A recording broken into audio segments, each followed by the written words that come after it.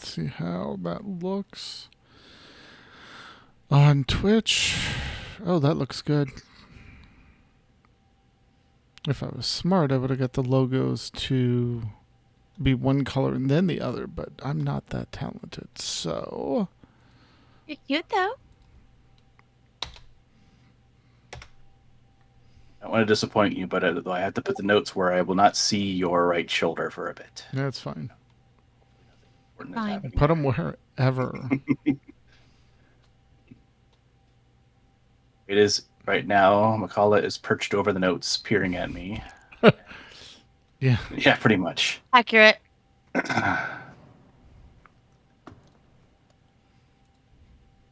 Yay, and Cadavari can see and hear. Awesome. Winging the Final Fantasy 14 notes. I didn't have time to sit down and do them like I wanted to. Wing 'em, dude. Too much going on. We'll just Don't worry about it. Yep. Doing it live. All right. We're ready?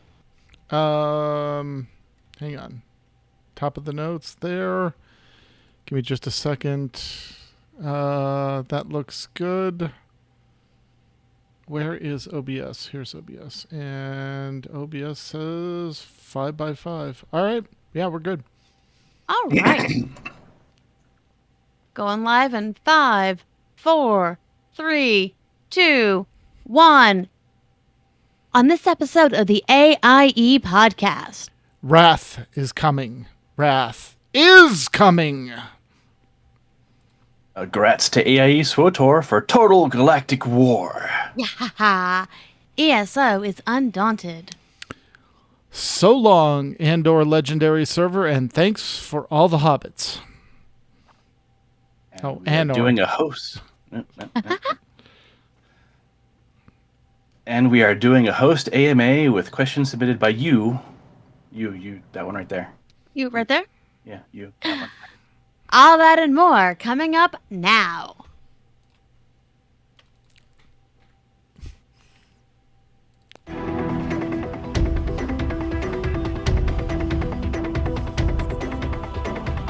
Bringing you the latest news from the AIE gaming community from planet Earth and beyond. This is the AIE Podcast.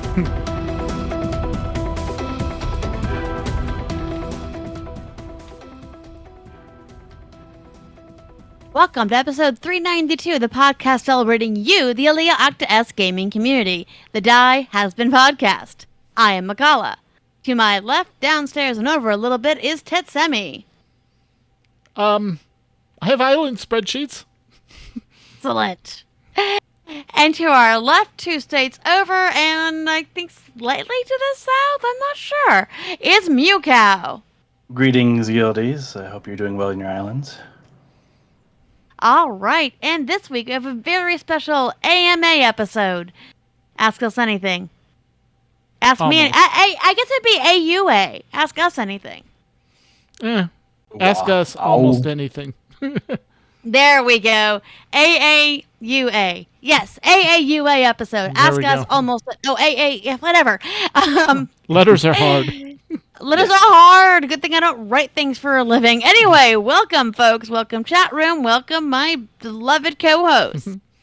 Hello, hello. Hello. All right. AUAA, thank you very much. Awa. Ooh-wah. All right. All silliness aside. You, how are you doing? What have you been up to this week? This week? Oh, well, we just got back from doing this thing where you go outside. Side. Outside is where the heat is. Yeah. Well, that's the thing is it wasn't quite hot today. It was like, a high of 90. It wasn't 100% humidity. Was it only 90? Yeah, only 90. Yeah. Yeah, it was weird to actually be like 90 or below for once in a long time. So, but went outside, breathed that, horrible fresh air that I'm sure I'll be coughing up later. I'm sure because the freezer try to kill you. Mm-hmm. Yeah, that they do. Because, I'm apparently allergic to cedar pollen, and guess where I live? In a place of cedar trees. Yeah. Maybe you should move somewhere where there's no cedar trees. Maybe. Like Cedar Rapids? But yeah, no, we actually, yeah, as the kids call it, we touched grass, and walked around for a bit. Kiddo splashed in the water. Um, Before that, curiously enough, lots of Minecrafting, because the kiddo's really into that. Like I think I mentioned last time, we had the Realm server. Yep. And it's, with him, it's pretty much, wakes up at 2 a.m. to go to the bathroom, but immediately continues a conversation about Minecraft. It's Right. just Yeah. yeah, that's just how things are. And yeah, and he's of course has the YouTubes, and it's like, oh, I want to play that mod. That mod looks cool. I want to play that mod. Mod looks cool. Well, most of the mods you're seeing are on Java private servers, but Yep. Yeah. we did find one that was Realm compatible, which was Mob Morph, because he's been talking about this all for ages. He wants to be the NPCs. Right. So, they give you a little wand, and you can run around and you zap stuff, and then you become that thing, and you get to run around and be that thing. So, Fun. yeah, so just little things like that, and he's going to this place that it's like it's a coding camp kind of thing that he goes to every week, and they do a bit of talking about Minecraft and how all that works, and so it's just kind of that's he's Perfect. just really into all that stuff. So That's good. spending lots Start of him time young. there. Yep, pretty much. Yeah, he's there's this other iPad game he has called Code Spark, and I watch him over his shoulder, and like they are literally teaching him how to code. He just doesn't know it. Right. Oh, Like that's they're neat. Yeah. Yeah. like he's creating full game levels with this thing with little characters and mazes, and like he's doing kind of platformer 2D things. He's doing like little top over maps. He's doing interactive plays, and like you can see it, like you're dropping little code things in the characters for them to react to. Ah. So if this thing happens, then do that. Right. Do this thing. Loop 5 times. Loop infinity. Do this. Do that. If you touch this, become this. Like they're literally learning how to code, and they don't realize it because it's all very simple. It's and all very object oriented. Yeah. yes, Some. yeah. So that's our lives now. But when I'm not doing that stuff, I have been playing a little bit of Guild Wars 2. It's kind of weird how big that suddenly get. I mean, I know the Steam thing helped, but even before the Steam thing happened, which I think we'll talk about later, or if we didn't talk about it last week, but the Steam launch definitely brought some new blood in, and of Right. course gave you the base game for free, which is a big deal. Right.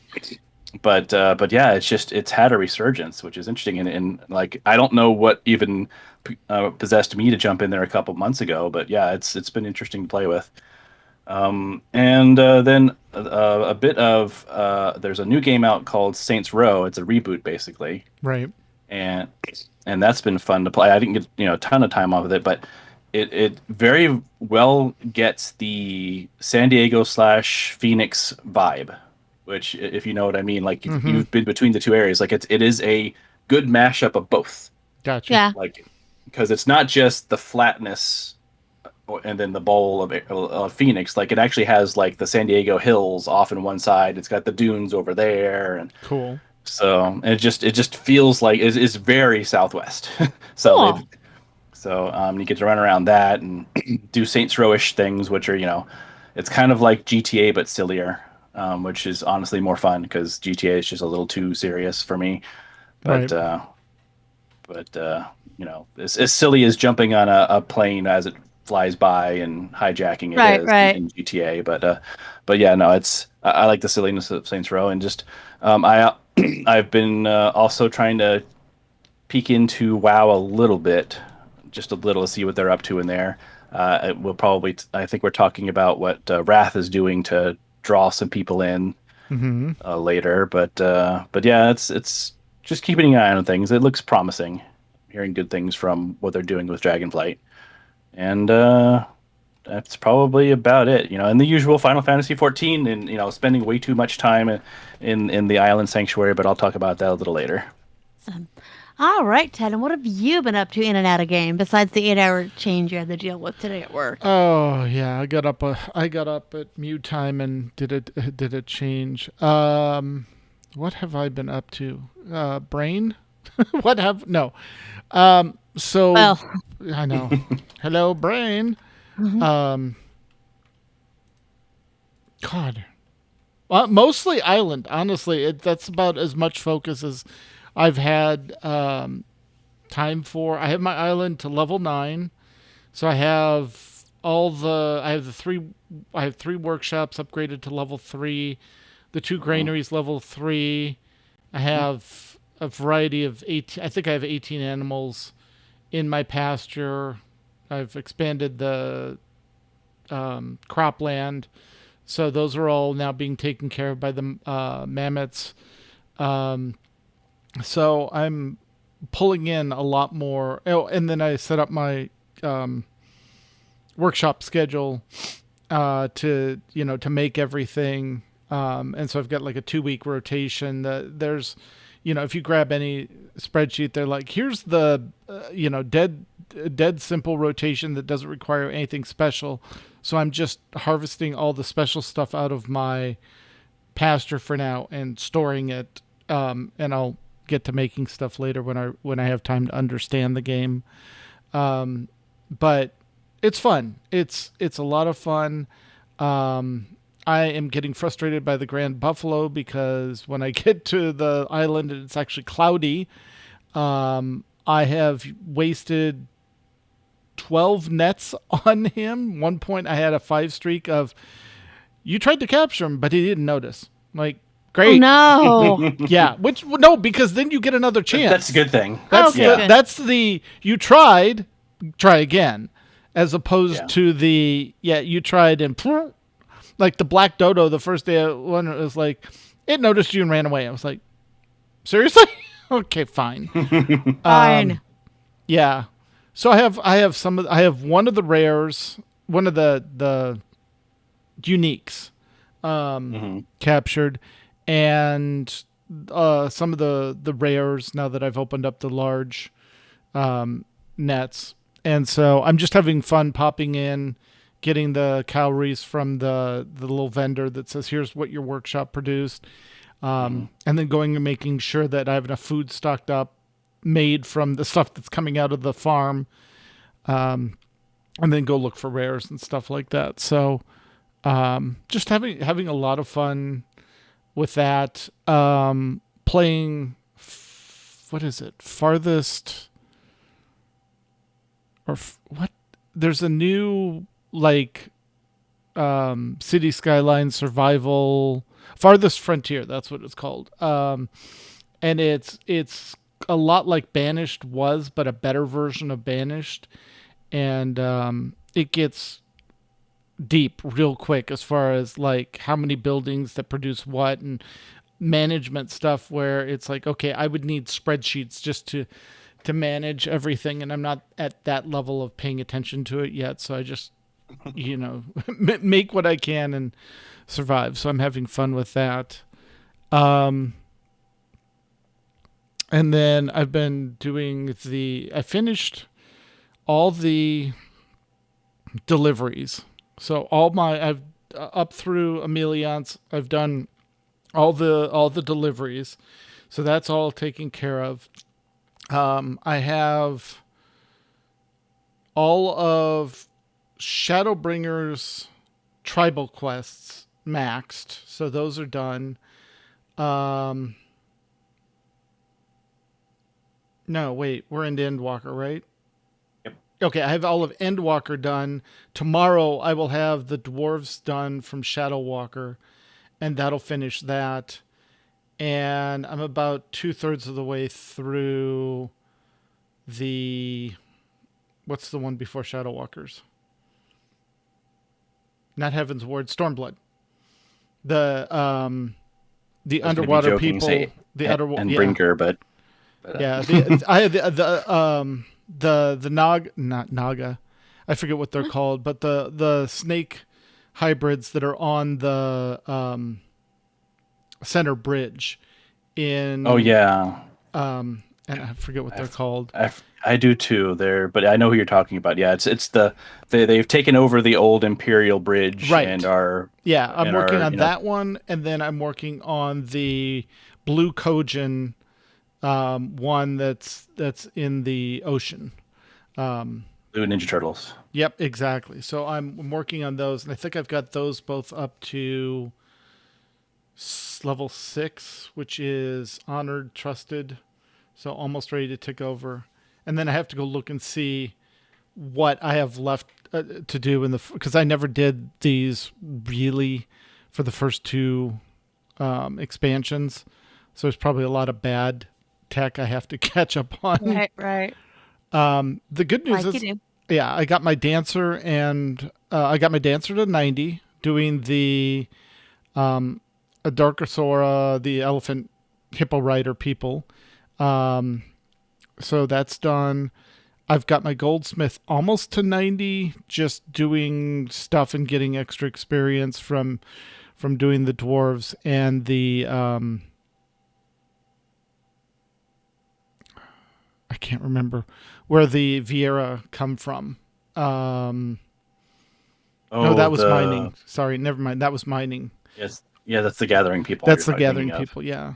So I'm waiting for the next one to come out, which should be a creation one in 6. I thought it was going to be gathering out, and you talk about the one that's out in space. Yeah, is it going to be gathering? It could, I mean, honestly, it could be gathering or crafting. Okay. Or there's just gathering as well. Yeah, which is a bummer because I have all 3 of my gathering maxed. So. Oh yeah. Yeah, I did that almost immediately. It seemed like I wasn't even trying. Yeah. Yeah, Omnicrons. Spoilers. Yeah, so yeah, just kind of dabbling, and then mainly having to deal with a lot of real life stuff. Good news, the Hordling is now becoming a baker. Oh. So I'm sorry if I'm stealing your thunder, McCullough. Oh no, you're fine. Yeah, no, yeah, they have a job at a grocery store. Yep. Working on the bakery. Yeah. And then, unfortunately, Celine, our 12-year-old puppy, she was having trouble. We took her in for a normal checkup and to get her teeth cleaned. They ran her blood work and said she's anemic. Found a mass on her, what they thought was her spleen. Turned out it was on her liver. We had surgery to remove that, and she just never quite recovered from the surgery. So unfortunately she had to cross the Rainbow Bridge a couple days ago. So that's a little sad right now. Yeah. So but we've been snuggling the 2 ones right here, black cats, and loving on them. So. Yeah, I was expecting a 40-point PowerPoint presentation with Celine Dion music. So. Oh, yeah. I guess that would work too. But actually, it was Celine with an S, not a C. Yes, I know, but But yes. I guess my heart will go on. I mean, clearly, exactly. But you're right. That would have been a good idea. Yeah. Well, I mean, I was going to say Sarah McLachlan, but that might be too sad. No. Actually, Sarah McLachlan's a little more my speed, thoa. Yeah. Okay. Definitely yes, but that commercial, yeah. Oh, I know. I'm aware. But speaking of happier times, how have the dice rolled, Force Ghost? Oh, fuck! Right? Pardon my language. Pardon language. Tag now. Hang on, wait a minute. Language.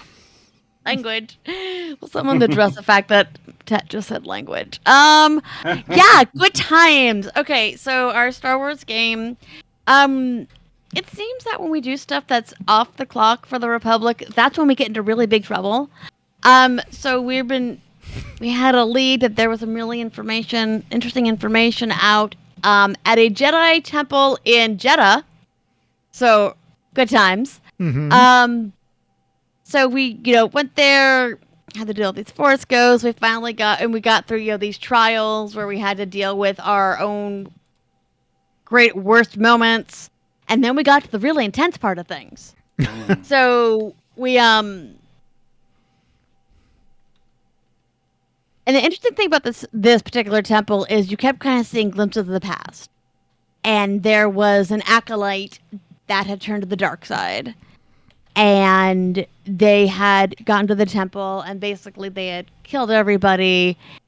And the last scene you see of the flashback stuff is her basically going to her master saying, you should have just killed me instead of trying to get me to do, get me through these trials.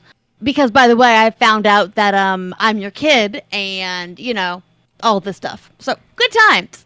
Yeah. And then she did a use the dark side in a way that turned her master into this horrible obsidian golem. Oh, That's not good. well And basically corrupted the entire temple. So that's what we were dealing with today. We were dealing with a 4-hour battle Wow. with this obsidian golem. And, it has major armor, major soak. The lightsaber didn't work against it. Our blasters and rifles weren't working as well against it. It just had all this protection. But around this room are crystals. Mm-hmm. So somebody had the idea of, let's shoot at the crystal. And that really pissed off the obsidian golem. Yeah, I can see And then that. when you take a crystal down, a force ghost emerges, Oh, which you also have to fight. Now, the great thing with the force ghosts is they don't hurt you. They just drain your life force. that would hurt. So, Yeah. no. Okay, so with the Star Wars role-playing game, you have two things. You have damage, you have wounds, basically, but you also have strain. Hmm. And if you get down, basically wounds hurt your body and strain knocks you out. Right. So we were dealing with both effects. And of course, this obsidian golem, because it was so huge, like if it got certain rolls, it could cause damage to the entire room, which would damage all of us. So yeah, it was a 4-hour battle. We did get it down. We had 2 people got knocked out due to strain. We had my character, who is the medic. Basically, it really didn't like the Force users. It went after the Force users. Not one of them, because she wasn't showing any Force things at all. But, the big, gigantic, Miriellen with her lightsaber, that upset him. And then, the smaller, petite human Force user who was, using the Force to heal people and also striking down crystals and taking out the ghost. Yeah, that upset him. So my character got knocked about. I, at one point, was at -2 because it grabbed me, threw me against a wall. Someone came over, got me back up. And then the golem proceeded to have a temper tantrum, and I got like a -10. Ooh. At all. Good times. We did finally get the battle. We basically cracked the last crystal, or destroyed the last crystal, which caused a chain reaction and was able to completely weaken him. So it was a one shot to take him down.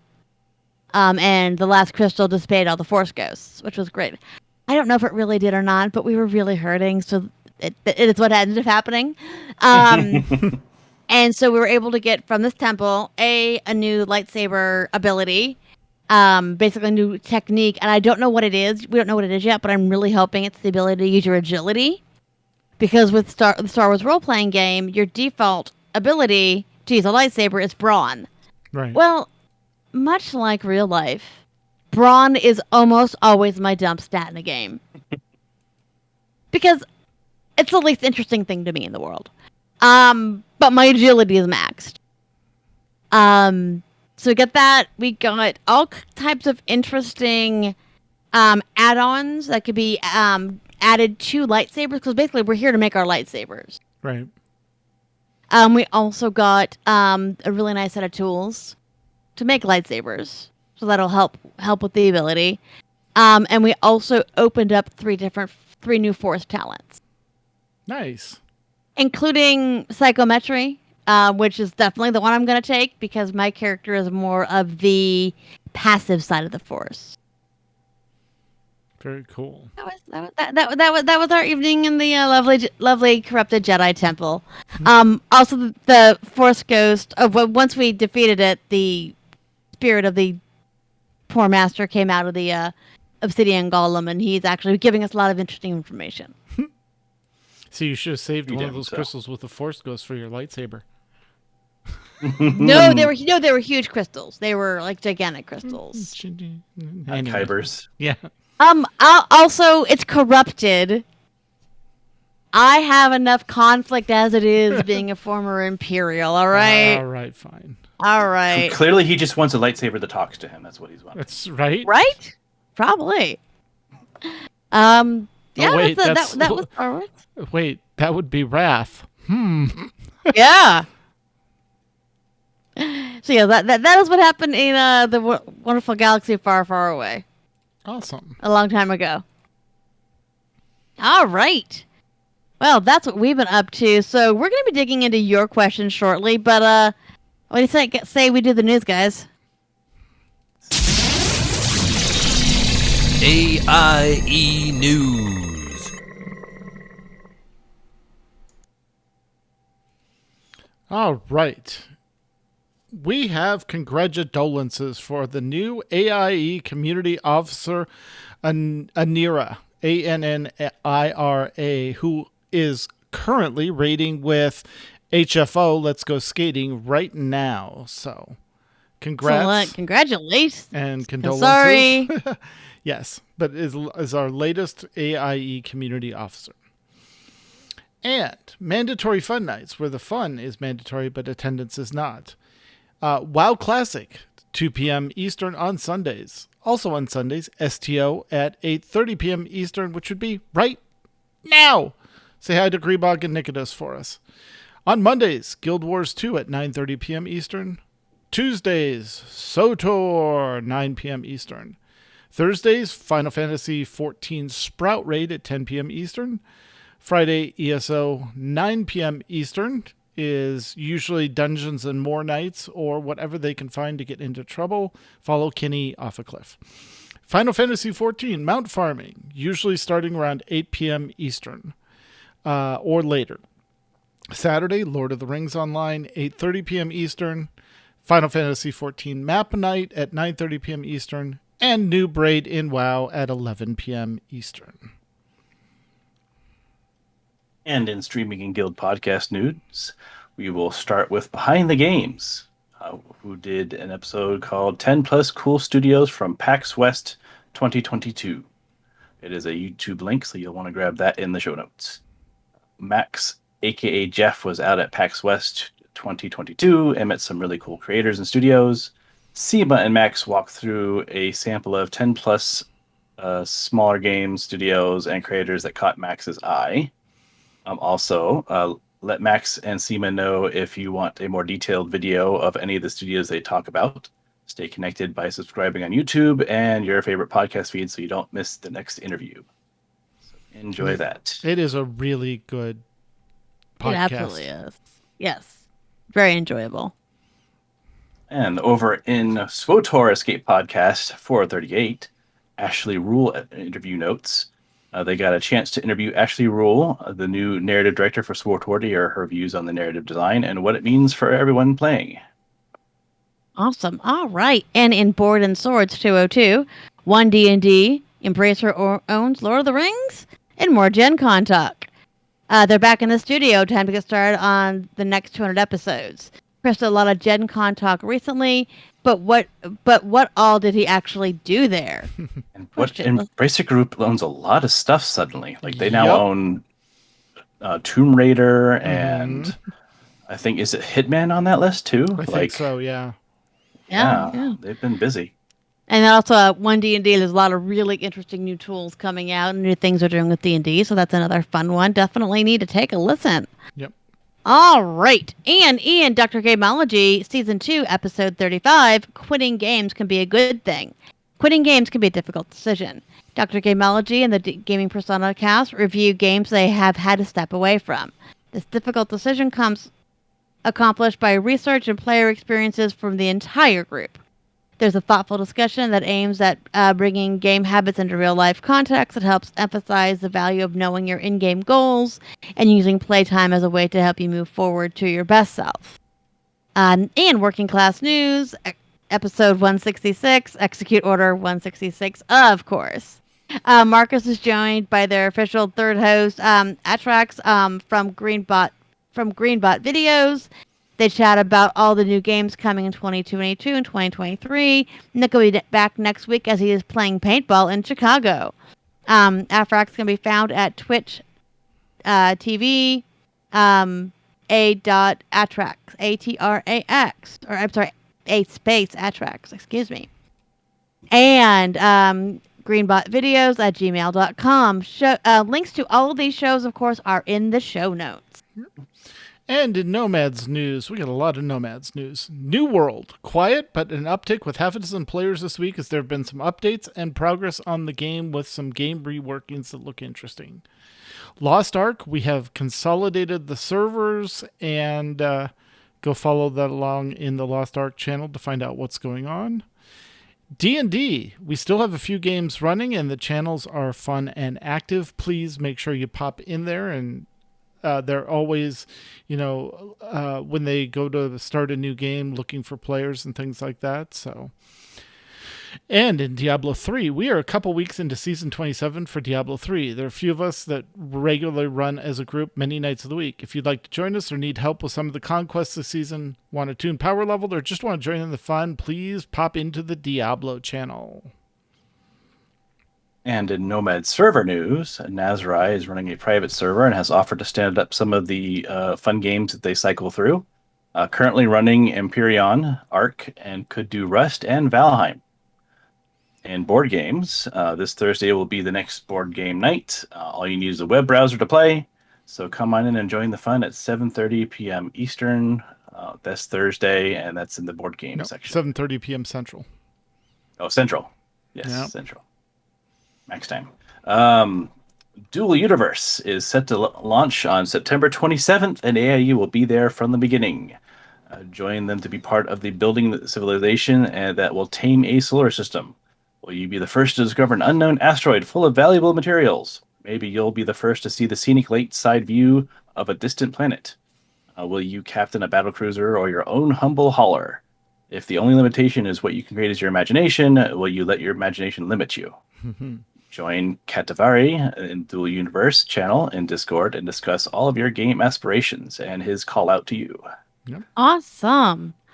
All right. And in WoW retail news, Alliance Raid Team Hell Froze Over, HFO, defeated the Jailer, the last boss needed for their Fated Raid achievement, awarding Jinglesworth Sr., a.k.a. Jellycat.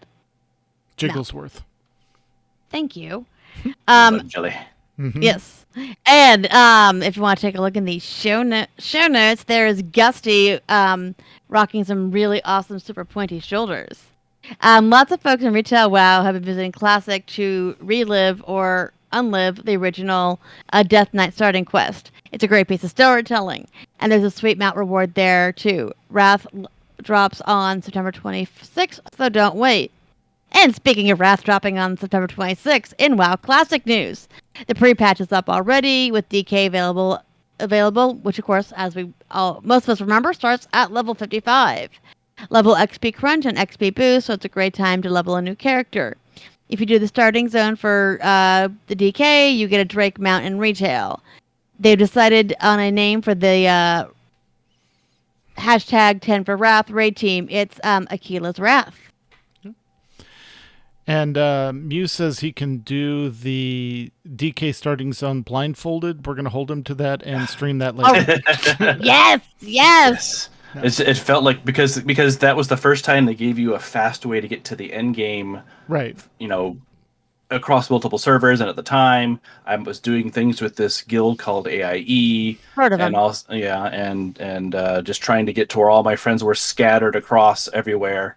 So that was just a fun thing to do. It felt like I could just basically blindly run through that area and be done, and knew the fastest way to do this and that, and how to optimize to use the undead dragon mount to get to certain spots, and yeah, that was a time. Yep.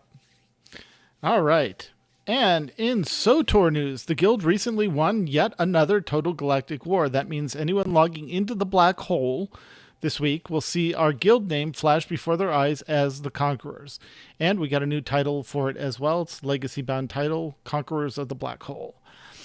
7.1.1 is coming up soon and will contain some balance changes. Some early thoughts from the devs have been posted about what they're planning to do. Buffing healers is the best part, according to SEMA.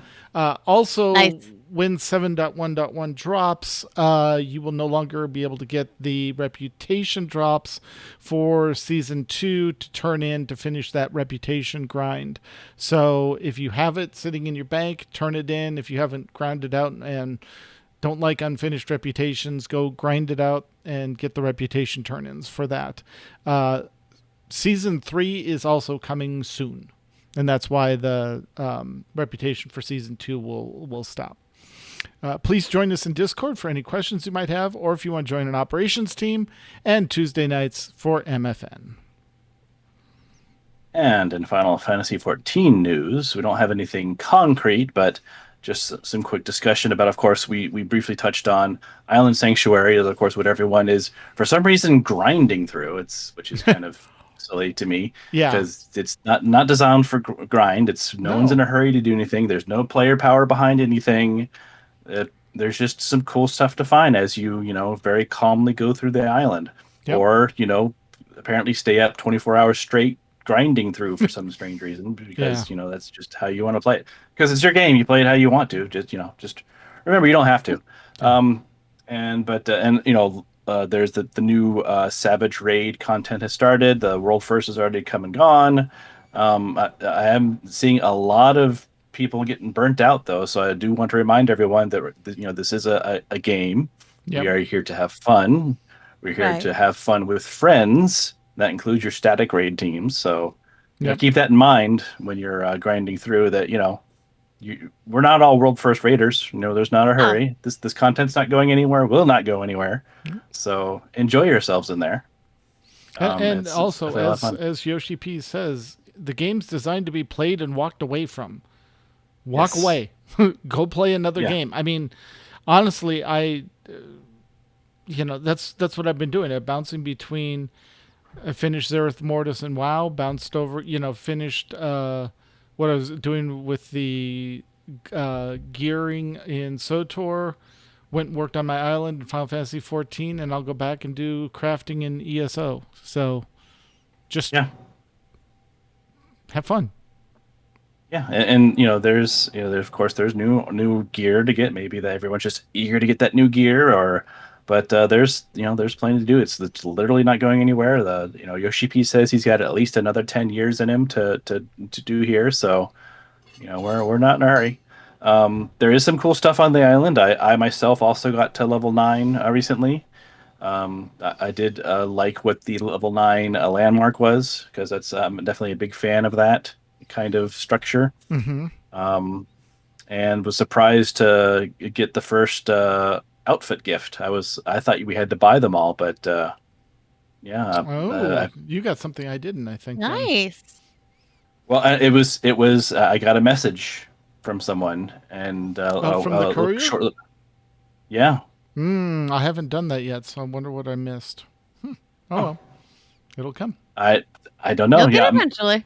Maybe it was from the structure I built. I don't know, but they said the cat bot said, "Hey, I like what you've done with the place. You're officially, the little build your perfect hideaway thing went away."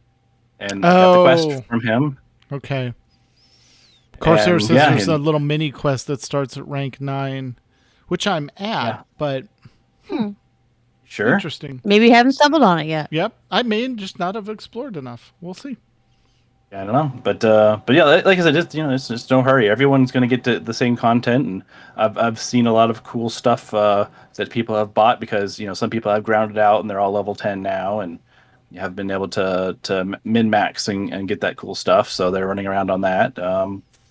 But yeah, that's been a lot of fun, and I mean, don't forget to do the Rising. That's the current holiday event for Final Fantasy 14. It's the yearly thank you for letting us keep doing this game from the devs.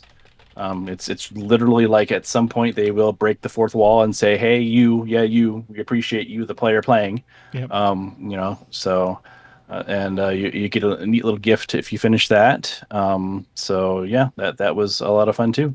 Also, they are still trying to get people for the low level noob raids. Was Sprout it raids. the Sprout raids? And they're also still occasionally doing the low level treasure stuff. So keep an eye on the Final Fantasy 14 channel for when they announce that stuff and hop on in. Cool. Awesome. Kenny Okay, wants to and- know, how long does the event in Final Fantasy 14 last? I think until the 16th. I want to say that was a bit. Okay. I A few can, days. yeah, just a We'll little check bit while longer. McCullough runs through the ESO stuff. Yes, and speaking of Kitty and DSO news, cool thing that the guild has been doing. They've been taking part in the Undaunted event that started last week during MFN by queuing up for dungeon runs together. If you're interested in running dungeons for pledges, they have 2 dungeon groups that occasionally need someone to fill in. Check out the Undaunted Enclave channel in Discord for more information. Things planned for or coming up for the guild: dungeons, zone clears, and of course, having fun. They've been playing out the weekly Tales of Tributes matches for the AIE tournament and posting the victories and defeats on Discord for all to see. And speaking of the Tales of Tributes, update from Kramer. What an exciting week to in the tourney that they have ties across the board. Tied for first is Dan Kinia and new type 42, so 72. Morgoth. 72. Wow, 42, meaning of life. No, it's 42. Sorry, new type 72. I apologize. They are tied for first at 3-0. Third place is Bashira and DP Roberts at 2-1. And then fifth place, there is Red Stick 94. How do you actually pronounce her name? That's Mulgra. Malachi. Malachi. I knew this. Malachi at 1-2. And then seventh place, there is Dark Light Wolf. Ooh, I like that name. And Tetsumi. Oh, I know of him. And they are both at 0-3. Ooh, big goose egg. Yes. And to quickly go back to the Rising, it apparently ends tomorrow at 8 a.m. Pacific time. So you might want to do it tonight if you're Yes. listening live.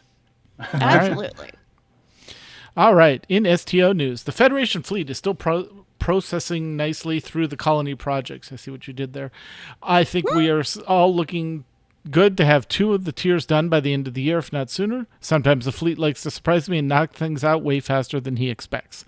KDF fleet is finalizing the dilithium mine and should have all the media very soon.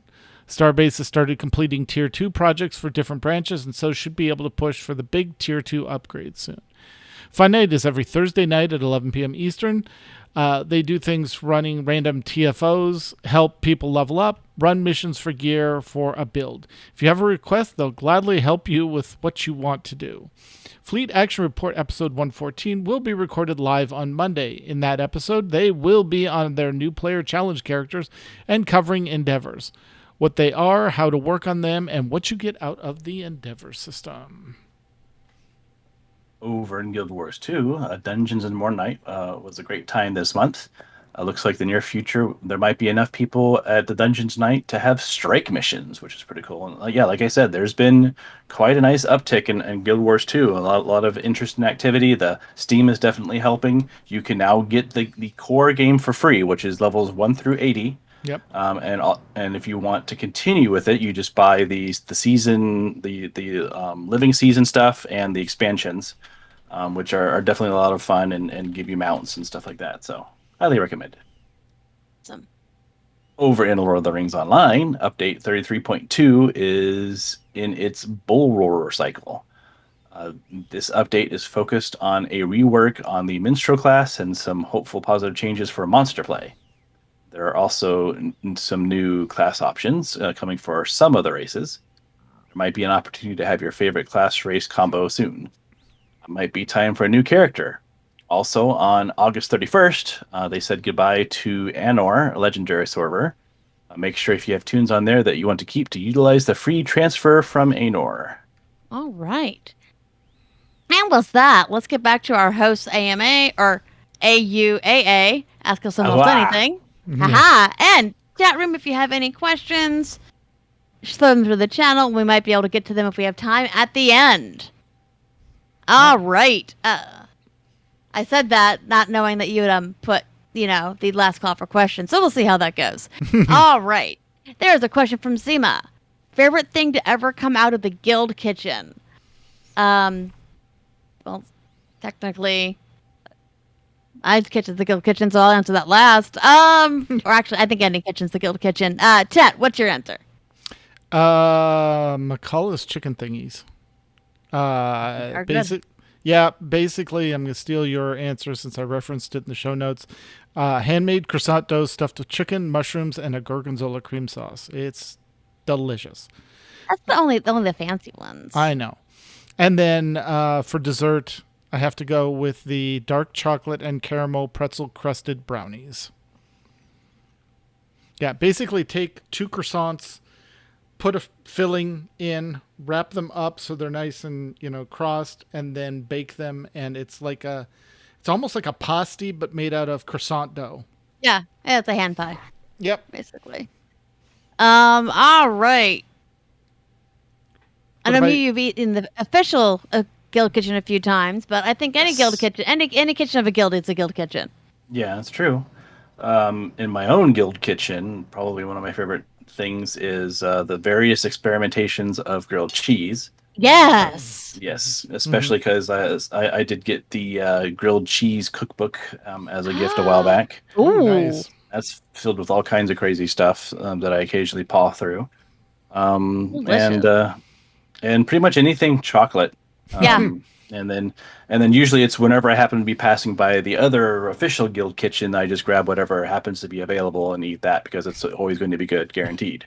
Exactly. And when you were here in town, I did make you double chocolate cupcakes for your birthday from the guild kitchen. Yes, because like I said, chocolate anything. And yes. Oh, absolutely.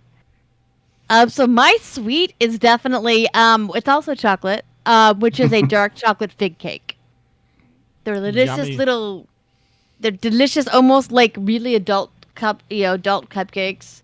It's a dark chocolate olive oil cake, and then with a fig inside, and then figs on top, and then a dark chocolate ganache, and honey over that, and then salt and pepper. Yep.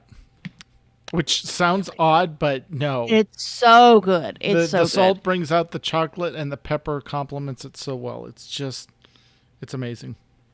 Yes. All right. Oh, let me answer the next one. Okay, and I got a recut of Ari's though. In their personal guild kitchen, they're gonna go with a Cubano, fresh mojo pork, just to have that. Nice. Yum. All right. From Gomez. I'm guessing at least all the hosts have played a single-player RPG on either the console or the PC. What is the one game you've all put an embarrassing amount of time into? Let's start with Mew. Yes. Well, for me, it's definitely going to be the Fallout series. It's one of those games where, even though you don't need to, I've played all of the various paths you can in all the various games, especially Fallout 4, because it seemed like that one they did a better job of, you're either going to become an Institute person, or you're going to become a Brotherhood person, or you're going to go independent and stay with your own mini army you've been creating, or you go with the Railroad. So there was so many interesting paths that really did change essentially how you wanted the area to go in the future. Right. And then all the expansions that came out for it, which were really, really interesting. The one that was still good, but also still confusing, the Nuka-Cola, / who wants to be a raider, and scratch your head at why you're asking to choose that path, but sure. But there's still a way out of it, and just like in Fallout there's always an option B somehow. Yeah. But yeah, that is the series that I can very easily start a whole new game, especially because of, I'm sure since I've last played, there's been so many new mods there. Yeah, DLCs. Well, it's not just that. There's player-made DLCs. Oh, neat. So I have not had a time to because there's literally too much games right now. But I think Fallout Miami is available now. Mhm. I've heard noises about a Fallout London, whatever that is. I don't Mhm. know where that is, but yeah. And and there's a Fallout TV series being made that everyone's freaking out Oh, about. wow. That's awesome. Yeah. They've caught people filming. Also, Very speaking cool. of player-made content, if you played Cyberpunk 2077, there is a new expansion coming out, which will be just for current generation, so PS5 and the Xbox, the most current Xbox, and PC, of course. But Project CD Red, is going to release a full game editor, so you can make Cyberpunk 2077 content Wow. for the game. That's Yeah, awesome. That would have been my second. I've played that too much because that's another game where I have 3 different playthroughs, even though you don't need to, Right. because there are essentially because I mean you can, if you really want to, you can create one character and do all the endings because the way they have it set up, Yeah. when you get to the point of no return, you can then choose your breath and then go back Right. and do it all over again with that same save. So, but yeah, that's one of those games where it is too easy to slip in and just do stuff endlessly and run around, just immerse yourself. And they're starting to get really good mods in that game, Yeah. which are really improving things. The one I've used more recently is one that actually improves on the driving system. So it's Good even more Lord. of a joy to play. Yeah. Anything would improve on the driving Yes. system. Well, that's the tricky thing I found though is I've played it enough that I realized that yes, part of it is the driving system, but part of it actually is we just didn't find the right car yet. Right. Like there are certain cars that are suddenly a dream to get. to drive. Yeah. I forget what it was, but there's one that's really expensive, but it's one that it's an off-road kind of car, but it's super fast. And there's Okay. just something the way about that car's tune that once I got that car, it's like I want to drive everywhere now. So, Gotcha. Awesome. but yeah, no, and there's another mod that gives you a garage, so you can start doing crazy little mods to it. It's kind of looks like Saints Row actually has this built into their game where you can take any car into the garage and start adding weird things to it. Okay. So, Cool. but yeah, they have that in Cyberpunk as well. So yeah, that's another one of those games where it's going to be a lot like my Fallout time, where I can slip right into it and just play endlessly and just lose time. Nice. What about you, McCullough? All right, so I'm a really lousy gamer. I am a crap You are- gamer. you I'm are not a awful crap at gamer. it. I am. Says I the get. warlock that raided with us. Yes. Well, that's okay. That was because I was doing it with friends. But like, that's honestly the only that's the reason I played WoW, because it was a social activity. I am not a good gamer, and that's okay. I get frustrated very easily. And I tend to bounce That's why I either am a video gamer or a D&D player. I can't do both. But when it comes to console games, I may have even bought an old PlayStation back when it came out to play this game. Star Wars Master of Terras Kai? Kasi? Kasi was how it was spelled. I don't know how it was pronounced. Because people, I put hours into it. It was a Star Wars fighting game because I wanted to unlock Mara Jade. Yep. That is the sole reason that I played that game, was so I could fight as Mara Jade, and it was glorious. Yep. Valid reason. Yeah, absolutely. So yeah, that is probably the one that I put the most hours into. When I think about it, there's also stuff like we've done a lot of Mario stuff, fun stuff on, various systems as a family. Right. But me sitting down and playing a game, that was it. Yep. And mine is from growing up, The Bard's Tale, the original The Bard's Tale on Commodore 64. Lord, the grind is real. I had graph paper, a notebook of graph paper of drawing those maps, mapping out those dungeons, because it was all first person, and all you saw was like the block, maybe 2 blocks in front of you, and there was either a wall or an opening, and then you had to advance and turn 90 degrees, and then you would see what was down that hallway. And there were teleports and portals, and yeah, that game came at the right time in, everything, and it just was, yeah. And I honestly have not found a game that quite captured that level of engagement since. I spent a lot of time in the gold box games also on those. A lot of D&D gold box games. Those were really fun because they were turn-based combat, overhead tactical games that were fun. But the Bard's Tale was just, that was it. I played a lot of the Might and Magic games and a lot of the other style games, but that was it for role-playing games. If you're talking just computer games in general, Civilization. The entire... Oh, absolutely. Like, I've played Civilization, the first game, all the way through the current with all the DLCs. Have to play them every time they come out. I love them. So yeah, Civilization, yeah. I have quite a list of memories for Civ 2 in particular, because it was the first game that you could play on dial-up. Right. And oh wow, yeah. you would do your move, hit send, it would log in to dial-up, send your moves on to the next person in your play group. Yep. And then they would play. Then they would then log in, send it to the next person, and that's how you played Civ 2. Yep.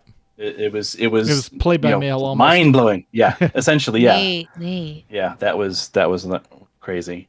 Awesome. And all right. there was one other quick mention I wanted to say, that the other game that I had an embarrassing amount of time was Final Fantasy X. Because I had my Yuna to the point where she was literally a god character and could one-shot every single boss in the game. Literally. By just doing, nice. I think it was Ultima. I think she would just cast Ultima, dead. Even the end bosses, even the ones that were too odd. I'm like, okay, maybe I played this a little too much. Yeah. So she would just cast Ultima and dead. Like, wouldn't even have to bring out a summon. Like, just dead. So, yeah, I might have played that one a little too much. Yeah, absolutely. All right, Mew, you want to read the next question? Alrighty. Kini asks, what is your favorite ride at Disneyland, or World, I would like to say, and why is it your favorite? So looks like the first in the list is Makala. All right. First of all, Kenny, really? We're asking this? You're going to find out in April, lady. Just saying. Okay. So I'm a sucker for Pirates and Haunted Mansion, just because they're timeless. And I know that, like, they're... some of the rides that Walt actually had a hand in creating. So for that reason, I love them. Also, they're nice and cool. Yeah. Star Tours, because it came out when I was a Star Wars obsessed teenager, and we went there actually in freshman year of high school.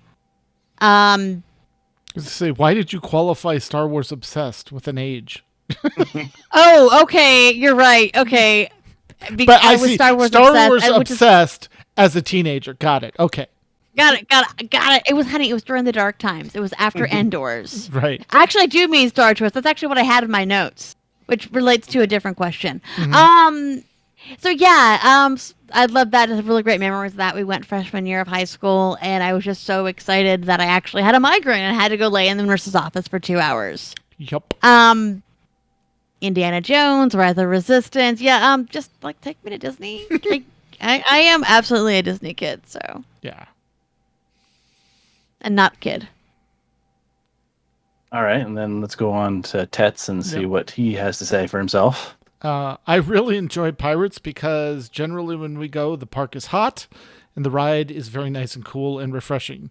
I love the music and atmosphere in there. It's nice to just take a load off, relax. The water's there. You're in a, darkened environment, and yeah, it's just a nice break. I love Star Tours and Indiana Jones as well. I do not like roller coasters for the most part, and I especially do No. not like roller coasters where you're going so fast you can't focus on things, and when you turn to look and all of a sudden the ride goes opposite of where you looked and now you've got whiplash. Yeah. So Space Mountain just always literally gave me a headache because I just Yeah. so no on that. I did like Big Thunder. That was a fun. That was a Yeah, fun, you're okay with Big Thunder. yeah. But generally, like I said, the slower rides, the more relaxed rides. Soaring over California, when it was soaring over California and not soaring over the world, I really enjoyed. It's still good, but I liked the previous version better. So, Yeah, yeah. and I'm really looking forward to that new ride that they're coming out with it's a new Star Wars one that they're working on with trackless cars, but it's also very similar to Soaring Over California, but for Star Wars. So, Ooh, I don't think I've heard about this one. yeah, Terry was telling me about it. So, what about Oh, you, awesome. Mew? I was just going to quickly comment that Real in chat says that Pooh's Big Adventure must be big on your list too. No, I tend to stay away from those other than Small World. Oh, and also suggests soaring over Endor might be fun. Yeah, I think that's what it's going to What's be. coming? Yeah. Okay, makes sense. Well, for me, my Disney picture is painted a bit differently because Yeah. I worked at Disney World, so I have a different bias there. So my all-time favorite is still Spaceship Earth, which is not everyone knows is the giant Epcot ball. There's literally a Ah. ride in the ball. Mhm. A lot of people think there's just a giant ball. I didn't Just to be a know. ball. Yeah, yeah. That they don't realize. Yeah, it's the same design as Haunted Mansion essentially. Mm-hmm. But without the turn, like the full turn cars, it's just like a continuously long track of train, and it literally goes up and then around the ball, and then it comes straight Neat. down. So it's another of the rides that was touched by Walt, but it's the same basic design as Haunted Mansion, one continuous loop. I actually was one of those that ran the ride. And I was in great shape because you walk all day at 2 miles an hour on a little treadmill, helping people get on and off the ride. But yeah, that still has a sentimental feeling for me because that was a really fun time working for Disney. And then in similar veins, uh, it's the same type of ride as Indiana Jones, but there was at the time it was called Countdown to Extinction. I think it's called Dinosaur now because there was an actual dinosaur movie, so they redid it. But it was one of the first rides that I was used as a Disney crash test dummy because when you work for Disney, they have an insurance policy on you, so they can have the crewmates go through all the rides and not worry about it. But that was a lot of fun because we learned that they are jeeps that are running through it. They're Yep. on a virtual track, and when I was running, it was before the Indiana Jones was created. They were still trying to figure out how the hydraulics on the jeeps worked. They are powerful enough. They've since toned it down, but they are powerful enough to actually bounce the cars off the tracks. Yeah. So that's what they were tuning. It's like we're going to put some humans in there and then watch them bounce around. And Funny. Oops, we bounce off the track. Okay, guys, walk through the ride and we're going to fix it and come back later. So that was always fun to see behind the scenes kind of stuff there. Just FYI, Mew, they still have hydraulic problems at Disneyland. Oh, I'm sure. Indiana I'm Jones. sure. Oh, yeah. Oh yeah, yeah. I think that Yeah, well, is I the can- number one reason why that ride is always down. Yes. Well, yeah, it's like I said, the hydraulics are extremely powerful in that thing. Like, Yeah. like I said, it is strong enough to literally make the thing bounce. Yeah. And it's a full size Jeep. Right. But yeah, so that was fun. And then the other guinea pig I was on was the rocking roller coaster, and this is in Disney MGM in Orlando. Yeah. Yeah. It's the prototype for what is it called now? It's The credit coaster? Yeah, Incredicoaster. But this was all indoors. So but it was the very first ride that not only was a true roller coaster, it was also the first one to do the sudden start, and it was the first Disney ride that you went upside down. So they had all that stuff going on. They said, "Okay, crew members, here you go. Test that a few times." So we got to basically just endlessly ride it for a while, and so that was a lot of fun. But otherwise, yeah, that pretty much anything in Epcot because I spent most of it was that kind of collegey time for me. Right. Yeah. I spent all that time in Epcot essentially because I worked Yeah. there, and back then you're a college kid, you have no money, but hey, you Yeah. get free entrance into Disneyland, or Disney Yeah, World. absolutely. You can just So go you're going to hang spend a out. lot of time there. Yeah. Oh, yeah. Yeah. So yeah, I got to know those parks pretty well. And then, as we moved out to California, I got to get to know the original Disneyland. So, Yeah. that's been a lot of fun. But I do suggest anybody if you're ever lucky enough to be at Disney with Mew, let him take you on the hidden food tour. Yep. Hmm. It is a blast. One evening, he shows all these great places, like quieter places where this is the only place in the park that you can get this particular food. Hmm. That's one of my very favorite memories. Actually, was with Mew and Mrs. Mew and Baby X at Disney one evening.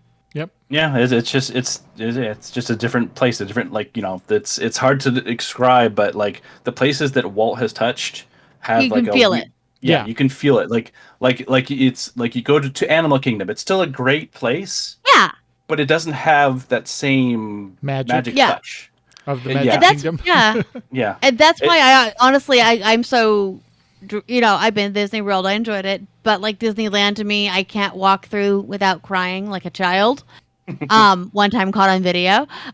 So yeah. Yeah, it's like you go to California Adventure. Great park. Some really talented people put that together, but it wasn't touched by the same magic, and there's just a different feeling. Like Absolutely. it's Yeah. not bad feeling. It's just It's different. It's different. It's Yeah. still a great Yeah. park. It's still Yeah. a great adventure. yeah. All right. So this one is a question from Max. With all the tabletop RPG stuff that gets discussed, would McCullough or Tets or Mew be looking to DM one of those sometime soon? If so, what channel will that stream on? Okay, so guys, folks, I have terrible anxiety about DMing. I am happy to take extensive notes, and believe me, I mean extensive notes. I'm happy to help make mythology and lore and maps and throw ideas around. I am happy to be the game secretary. When the DM says, I know this name somewhere, I'll throw it out. I have it at my fingertips. I'm happy to run NPCs. I'm happy to run PCs if they're out. But the idea of actually DMing makes me very anxious. I am an anxious bean. So, unfortunately on that, it is a no from me. I don't know. My answer was maybe you and I need to co-DM. You can do the lore. I'll do the rules. See, exactly. So You need a chaos god. I can whip that out. what about you, Mew? Yeah, so I at one time kind of did something similar to DMing. So I helped run a number of MUDs, if you're familiar with Yeah. the Yep. term. Yeah, we both Essentially, played on them. yep. So it's essentially it's a text-based game that uses the rules of Dungeons and Dragons, but it does all the roles for you. And I was typically the map maker. I was the one that made the maps. I made the encounters. I made the monsters. Like that was what I did, and I probably was a little too hard on players. because Yeah, it's just I'm sure. Yeah. so that's the thing is I have a feeling that as a traditional DM, I might be just a little too evil because I just where my brain goes. I start crafting really difficult things that like are really hard to reverse engineer. And, Right. yeah, so I don't know that you would enjoy a DM experience unless you're into like the games like Elden Ring, but you want that in D&D form. That's probably about what I'd be doing. Neat. All right. So the next one, and I love this, Hoots. Hoots Hilarious. asks, what is the worst thing you've ever seen in the show notes? Let's start with Mew on that one. I think I put his answer there. Well, I mean, It's essentially just because you guys have pretty much already written it. It's the thing that's always funny is just watching all three of us mispronounce everything in the notes. Every freaking word. It is just constant, and you can kind of see it if you're watching the live show or if you watch the video later. Like you can see there's usually someone smirking somewhere because they're like, "Huh, how did they get there from there?" Exactly. And you can see the gears like, "Huh, they went there. Huh? Okay, well, I guess I'll comment it on it later." But yeah, that's pretty much. Yeah. And then other than that, it is the epic wall of paragraphs of notes crits you for 999 from Abovan and his ilk. Okay. I would like to state, the notes are fine Yes. if they come through at noon. Well, there is that too. Because there's time to edit. However, they never come through at noon. Podcast starts at 5 o'clock Pacific, 8 o'clock Eastern. They come through at 4:45. They come through as we are doing setup. And like, well, I get all right, Mew. Usually because I'm usually the ones who assign the notes to the people. So literally, I make sure that I assign it to usually Mew, because he's the most involved with Final Fantasy or Tet, because I know they can sometimes edit on the spot. Mm-hmm. Yeah, no, I mean, believe me, I appreciate it. I know how very excited they all are about Final Fantasy. But yes, it is the page and a half of Final Fantasy notes that are. It's basically it's Final Fantasy excitement in text form is what we get. Exactly. Yes. It's like have you played the epic? And you're like, okay, well then. Yes. Our beloved Final Fantasy officers are definitely that Final Fantasy meme. Yep. In text form, and the excitement is delightful. I have it on an apron downstairs, so you know. I know you do. So yes. it's part of the life. All right. So for me, kind of like what Mew said, it's not what I see; it's what my mind puts in there. And sometimes I read words that don't make, like I will start reading and then like my dyslexia will take over. Like, oh, hey, these letters are moving in front of me. Jeez. Well, I'm just gonna have to fake it. Reminds me of the recent skit from Viva La Dirt League. I don't know if you've seen that one. Yeah. It's called Difficult Restaurant Menus, and it's pretty much what you just described, but in a skit form. So. Pretty funny. Yeah.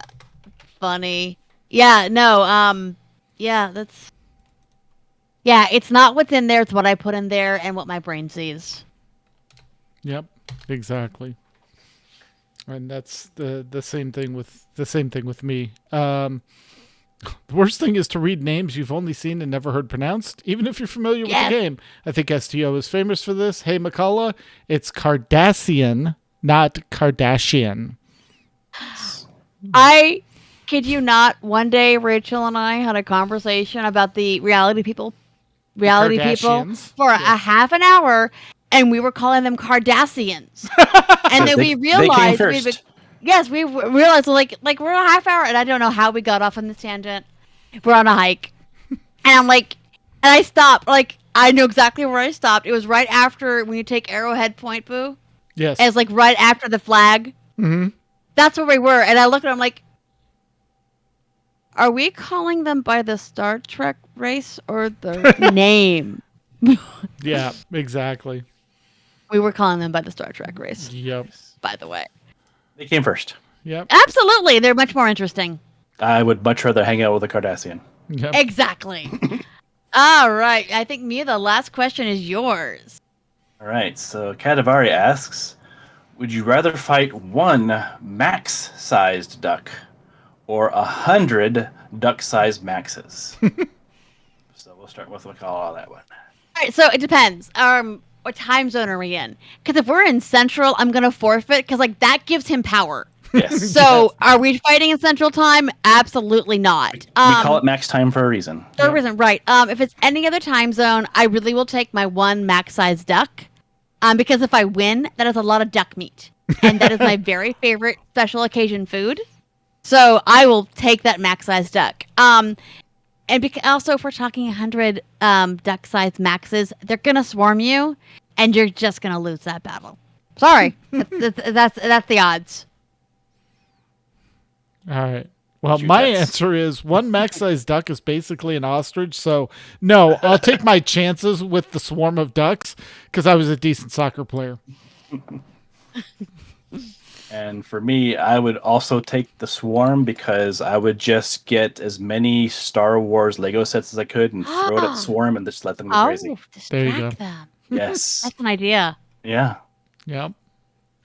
All right. Well, that Kadavari, thank you for that ridiculous question. That was pretty good. However, I still say it's a lot of duck meat and. All right. Well, I think that is our show for this evening. So, while the chat room begins suggesting titles, we want to thank us. Hey, us. Thank you for joining us. And thank you, chat room, and everybody who submitted questions. That was an absolute blast.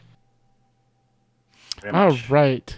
If you have a question or comment about our show, you can email us at podcast.aieguild.org@gmail.com. You can also follow us on Twitter. The show is at AIE Podcast. Mew is at the Mew Cow. McCullough is at Cyberwave. And I am at Ivory Tiger.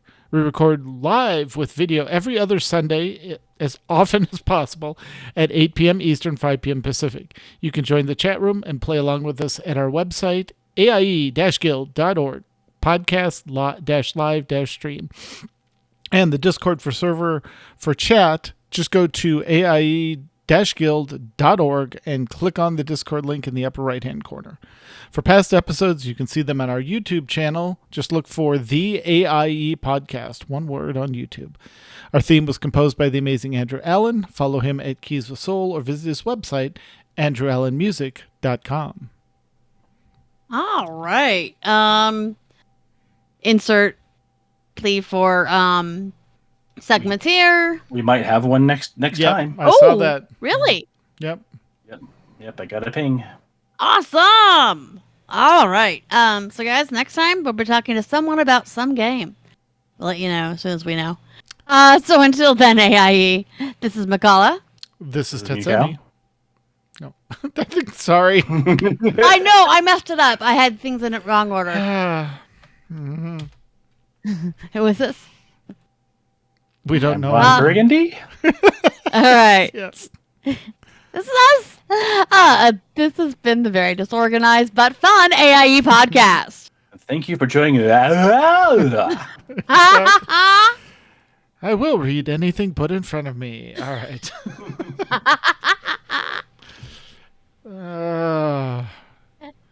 All right. All right. So yeah, Crash. There you go. that's a good combo. I am. Yes. I like it. I Yes, there you go. combined. Yeah, yep, that works. Absolutely. That was way too much a picture of how our brains work. Yes. Real life, in real time. Exactly. So. It's funny, Mrs. Mew kept trying to pitch questions too. It's like, yeah, she's like, "Can I send in a question? So why is Mew's wife so awesome?" And Oh my god, I wanted that question. Because Mrs. Mew's wife is an awesome spooky bitch. That's why. Oh yeah. wait, no, she's wait, no, No, which Mew's one's wife, which? not Mrs. Mew's wife. Yeah, Oh, okay. but yeah, no, that was fun. No, she really should have sent that one in. I would have answered that one. Well, you just did. There you go. How did Mew marry such a sexy beast? There you go. How did Mew get so lucky? I would have. Hey, we both She married up, literally- all right? She literally fell in my lap. We'll just say that, and she'll get a giggle of that. Which is funny because McCullough fell right in front of me. Yep. 2 days after a bad breakup. Yep, Mr. Dex check and missed the chair. Landed on the floor in the middle of the computer lab at Glendale Community College. Yep. It's a good way to I get almost called noticed. the Docking Bay 21. Yeah. All right, chat room. Thank you as always. You are awesome. We will talk to you thank in you. 2 weeks. 2 weeks. 2 weeks. All right, I need to make